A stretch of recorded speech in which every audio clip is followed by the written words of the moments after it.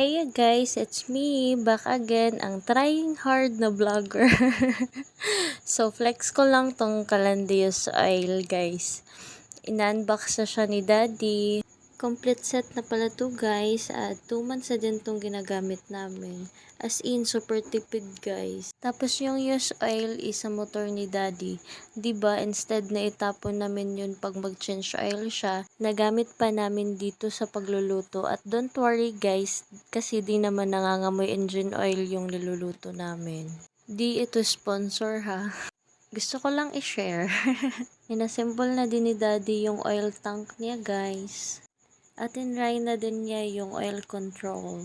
Sinubukan na din ni Daddy dyan yung blower, guys, kung gagana ba.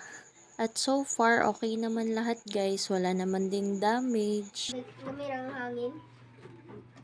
Okay, try natin, guys. Ito sa gawas. Doon nga. Ako ang batas at ako ang masusunod. Dito na kami sa labas, guys, at sinet up na din ni Daddy. Role ko lang naman talaga ay taga-video at taga-utos. Nilagyan na ni Daddy ng used oil. Pinuno niya yan, guys. Bali 1 liter yung kasya dyan. At binuksan na din ni Daddy yung oil control. At eto na, the moment of truth. Good up.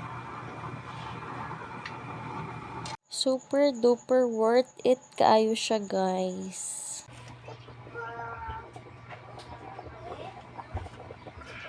Sana all.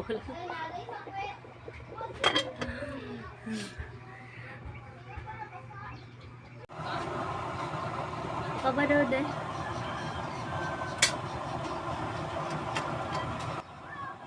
Hanggang dito na lang, guys. Bye!